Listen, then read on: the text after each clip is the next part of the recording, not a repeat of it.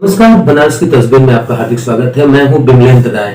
कहा जाता है कि इस जहां में भगवान भी विराजित हैं। ऐसे में इस जमी पे जो भगवान कहे जाते हैं, भगवान कहे जाते हैं, चिकित्सक, डॉक्टर, आज ऐसे ही एक शख्सियत हमारे संग हैं, डॉक्टर ए.के. कौशिक जी, जो वाराणसी में बहुत ही अच्छे ढंग से हॉस्पिटल का संचालन कर रहे हैं। मरीजों को अच्छी से अच्छी सुविधा मिल सके, इसके लिए निरंतर प्रयास रहता है और प्रतिदिन इनके यहाँ कोई न कोई टेक्नोलॉजी में इजाफा मिलता है जिससे मरीजों को राहत मिले। इन्हीं सब मुद्दों को लेकर के आज मैं डॉक्टर साहब के पास आया हूँ और डॉक्टर साहब से शुरुआती दौर से बात करूंगा और उनसे जानने की कोशिश करेंगे और आप तक इनकी बातों को पहुंचाएंगे, हॉस्पिटल के बारे में पहुंचाएंगे। डॉक्टर साहब, बहुत बहुत स्वागत है आपका। डॉक्टर साहब, चिकित्सा क्षेत्र है, पहले तो ये जानना चाहेंगे कि आपकी बेसिक एजुकेशन और मेडिकल एजुकेशन, जो हायर एजुकेशन कह सकते हैं, आपने कहाँ से लिया? धन्यवाद बिमलेंदु जी। समस्त काशी वासियों एवं पूर्वांचल वासियों को डॉक्टर कौशिक का सादर नमस्कार। मैं हूँ doctor Avdhesh Kumar Kaushik, chairman popular group of hospitals. हमारे 4-5 हॉस्पिटल चल रहे हैं, 2-3 एकेडमिक इंस्टीट्यूशन चल रहे हैं, जो सब कहीं न कहीं से चिकित्सा सेवा में अपना सहयोग बढ़ा रहे हैं और अच्छे से पूर्वांचल वासियों की सेवा कर रहे हैं। मैं आप शिक्षा की बात करें तो मैंने अपना इंटरमीडिएट क्लास की एजुकेशन पटना साइंस कॉलेज से किया था। उसके बाद आर्म फोर्सेज मेडिकल कॉलेज और पटना मेडिकल कॉलेज में कुछ दिन तक पढ़ाई की हमने। उसके बाद institute of medical sciences Banaras university के प्रांगण से हमने MBBS और MS की पढ़ाई की।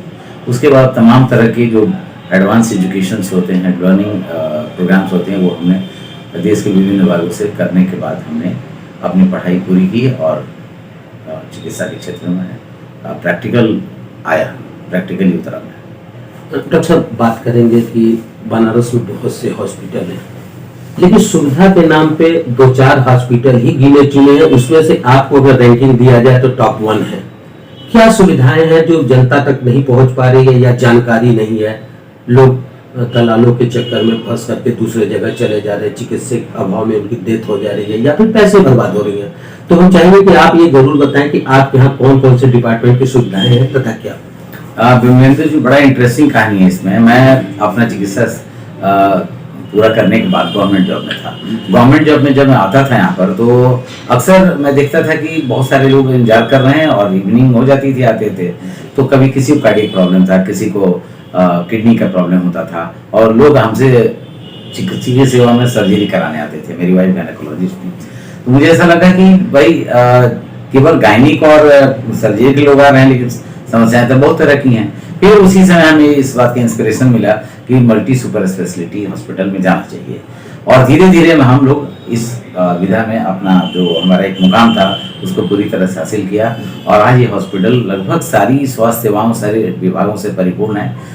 कुछ चिकित्सा सेवाएं इसमें नहीं हैं, जिसमें मैं ऑर्गन ट्रांसप्लांट बोलूँगा और साथ में CTVS सर्जरी और रेडिएशन, ये 3 एडवांस चीज़ें जो नहीं हैं। उसके अलावा सारी चिकित्सा सेवाएं हमारे उपलब्ध हैं। आपको गिनाते हैं कि क्या क्या जी। तो चलते हैं पहले हम MCH यूनिट से, जिसमें इनफर्टिलिटी डिपार्टमेंट का इनॉग्रेशन का कल पूरा प्रेस वार्ता हुई और आज शाम को एक नया चीज जोड़ना है, उसका लॉन्चिंग है इनफर्टिलिटी यूनिट का। तो पहले MCH यूनिट शुरू करते हैं। तो MCH यूनिट में हमारे पास गायनेकोलॉजी की जितनी बीमारियां उसके इलाज के लिए सुविधा है। ऑब्स्टेट्रिक्स की पूरा एडवांस व्यवस्था है, जिसमें टर्शियरी लेवल का ICU होने की वजह से हम लोग सारा गो ICU, जिसको गायनेकोलॉजिकल ऑब्स्टेट्रिक ICU की जो फैसिलिटी होती है वो भी हम लोग प्रदान करते हैं और साथ ही साथ इनफर्टिलिटी का लॉन्चिंग है। अब उसी विभाग में चलते हैं पीडियाट्रिक्स में।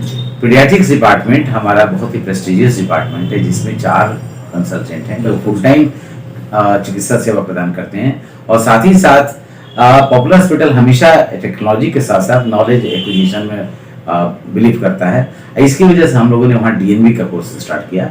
आज 4 MBBS करने के बाद जो लोग PG करते हैं, MD MS की पढ़ाई करते हैं, वो वही चीज़ आज पीडियाट्रिक्स में भी 4 हमारे पास सीट है, जिसमें अभी प्रथम वर्ष में 4 लोग हैं, द्वितीय वर्ष अभी शुरू हुआ है उसमें भी 4 लोग हैं। तो इस तरह आप देखें तो करीब 8 हमारे MBBS और DNB के लोग हैं यहाँ पर कंसल्टेंट में और साथ में 4 फुल टाइम कंसल्टेंट हैं। मतलब डॉक्टर साहब, बनारस में एक हमारे सबसे पहला ऐसा हॉस्पिटल होगा जहाँ पे MBBS सारे स्टाफ होंगे चिकित्सीय क्षेत्र के?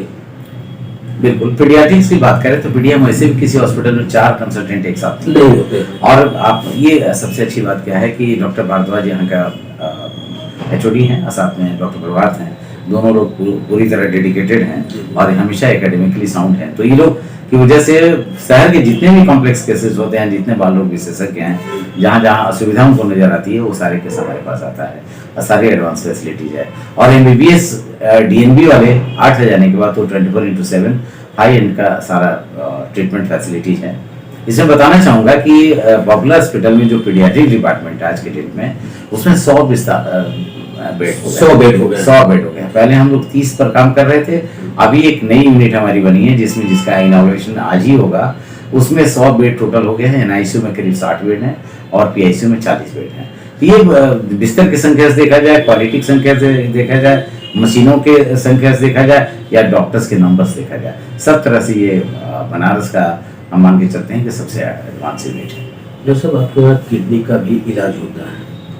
एक बेसिक चीज, जाड़े का वक्त है, यहाँ पे जाड़े में किडनी और हार्ट 2 बीमारियां सबसे ज्यादा अटैक कर रही है। अभी आप रिसेंटली सुने होंगे कल के डेट में कि दुल्हन जो है जयमाल पहना रही थी और पहनाते वक्त भी हार्ट अटैक आया तो वो मर गई।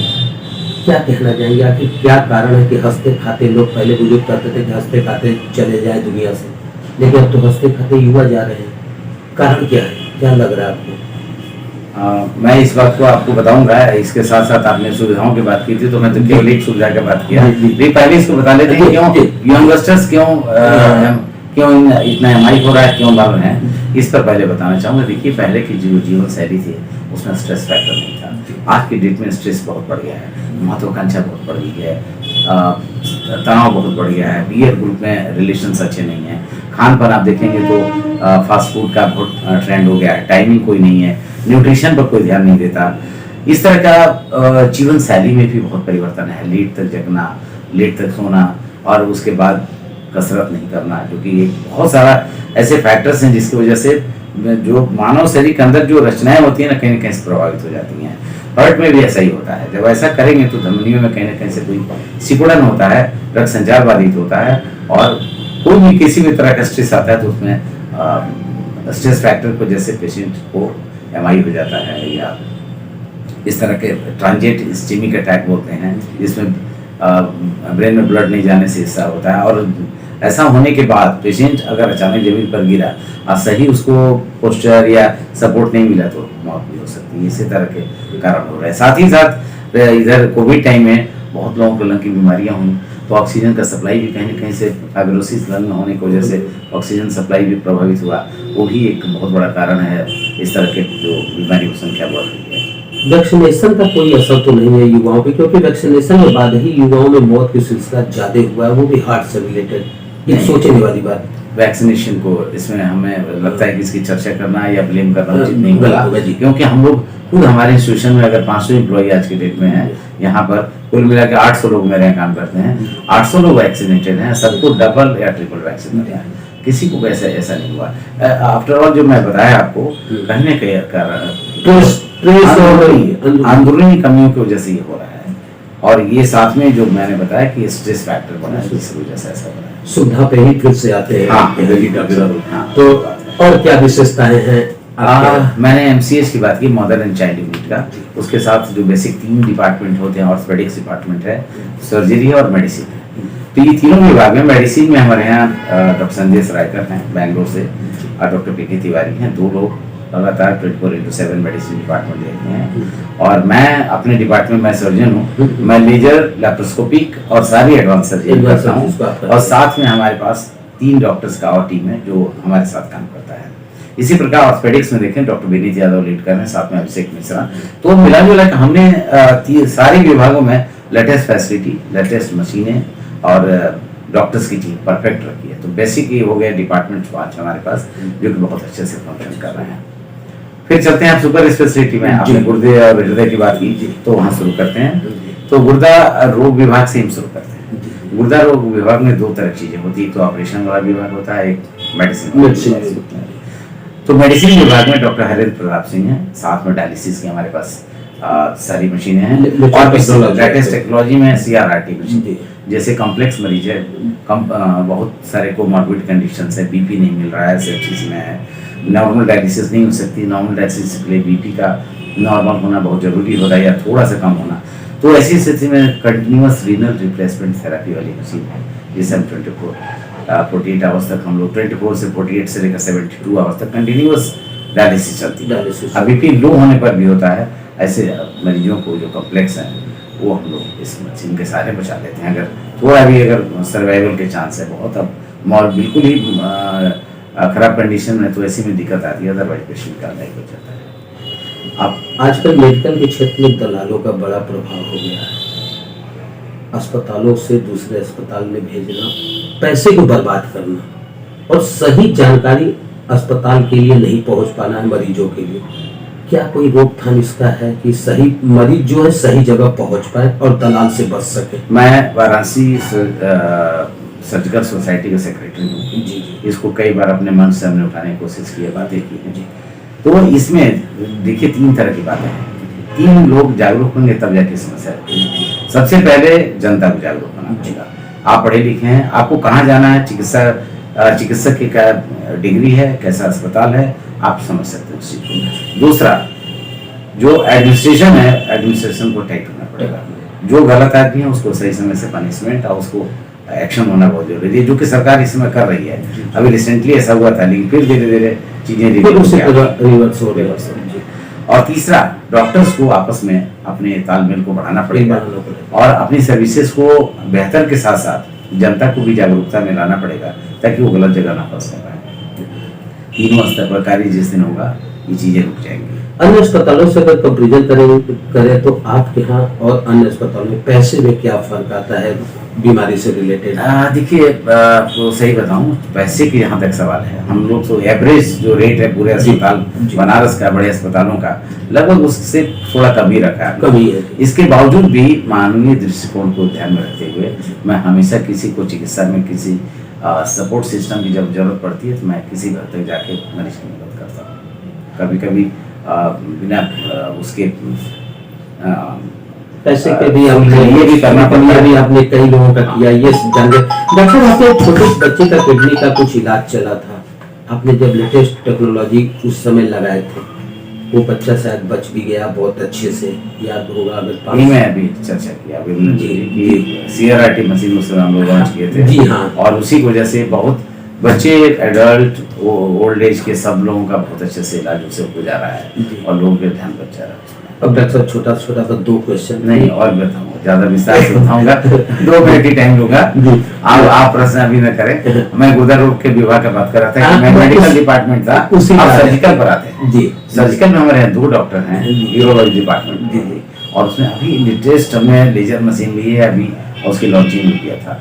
अब कल भी हमने पत्रकार वार्ता में बात की जी, वो लेजर मशीन से मैंने एडवांस टेक्नोलॉजी जब भी जिसकी बात करेंगे वहाँ हमारे पास है, अब मैं उसको हम लोग कर रहे हैं। मैं इसी मुद्दों पे आ रहा था कि डॉक्टर साहब की लक्षण क्या है गुर्दा रोग का और उपाय क्या है, कि आदमी बेसिक तौर पे ही पकड़ ले। इसके बाद मैं हार्ट पे भी आऊंगा, लेकिन पहले गुर्दा रोग पे कि क्या बेसिक लक्षण है? देखिए, अगर मेडिकल के बाद दोनों अलग अलग सिम्टम्स होते हैं, मेडिकल का अलग होता है, सर्जिकल का अलग होता है। सर्जिकल में तो सिंपल है कि पेन होगा, आपको दर्द होगा, पेशाब में जलन होगा, रक्त आएगा, है ना, और विशेष रूप से गुर्दा जहाँ शुरू होता है पेशाब के रास्ते तक, पेनिस में दर्द होगा, पेशाब की थैली में दर्द होगा, यूरेटर के रास्ते में होगा या किडनी में होगा, ब्लड जा सकता है, पेशाब जलन हो सकता है, दर्द हो सकता है। ये सर्जिकल बीमारियों के लक्षण होते हैं।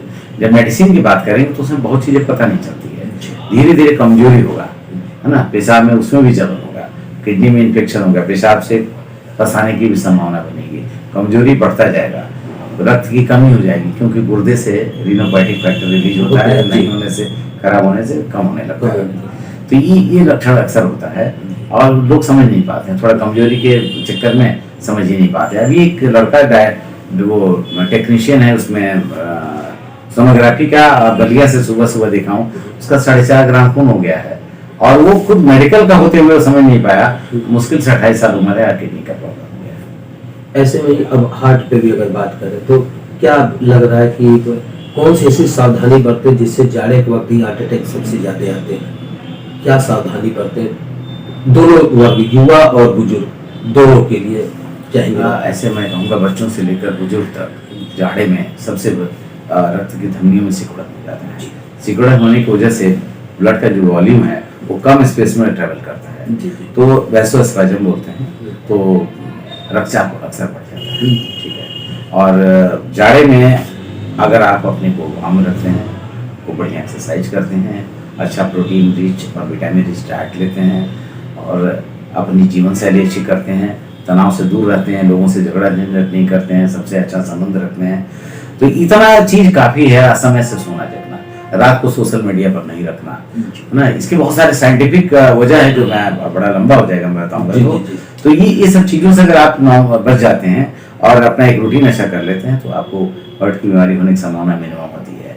जो रिस्क फैक्टर्स होते हैं उसमें आपको ब्लड प्रेशर, फिर आपका एनीमिया और ओबेसिटी, डायबिटीज और कोमॉर्बिड कंडीशन और साथ साथ बीमारियां हैं, ये सब बड़ा कोमॉर्बिड कंडीशंस आपकी बीमारी को बढ़ाता है और हार्ट अटैक की संभावनाओं को बढ़ाता है।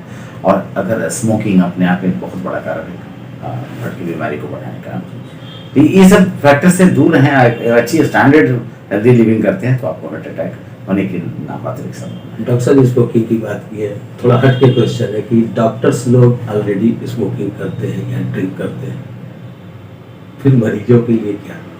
देखिए, स्मोकिंग का आप डॉक्टर्स की बात करें, बड़े गिने चुने लोग हैं और जो लोग रॉन्ग हैबिट्स में वो रहेंगे। अच्छा। लेकिन आपको 99% डॉक्टर्स स्मोकिंग नहीं करते, इसलिए ये बहुत सारी गलत आते हैं सबके साथ हैं, तो वो लोग धीरे धीरे वो अपने को इक्विप कर लेते हैं। जन सामान्य में जब ये चीज़ होता है तो अवेयरनेस नहीं होता, बस स्मोकिंग कर रहे हैं, साथ में आपको कोई तकलीफ हो रही है फिर भी आप ले जा रहे हैं, वैसी स्थिति में आपके लिए जानलेवा हो जाता है। तो ये थे doctor A.K. Kaushik, Awadhesh Kumar Kaushik ji, popular group के चेयरमैन, और इनका अब सीधे सीधे कहना है कि आम नागरिक जरा भी परेशान न हो, जनता जरा भी परेशान न हो, मरीज जरा भी परेशान न हो। इनके पास पूरी तरह से मेडिकेटेड एड्स जिसको कह सकते हैं या हॉस्पिटल एड्स कह सकते हैं, हॉस्पिटल के रिलेटेड जितने भी रोग हैं सारे रोगों का इलाज इनके हॉस्पिटल में कम दामों में अच्छे से काउंसलिंग करके अच्छे तरह के तरीके से किया जाता है और मरीजों को कहीं भटकने की जरूरत नहीं, खुद से जागरूक होना पड़ेगा, दलालों के चक्कर में नहीं फंसना पड़ेगा, सही हॉस्पिटल की जांच करनी पड़ेगी कि हमको कहाँ इलाज कराना चाहिए। इन्हीं सब मुद्दों पे आज डॉक्टर अवधेश जी से हम लोगों ने बात किया है। फिर मुलाकात होगा एक नए शख्स, नए शख्सियत के साथ, तब तक के लिए नमस्कार, धन्यवाद।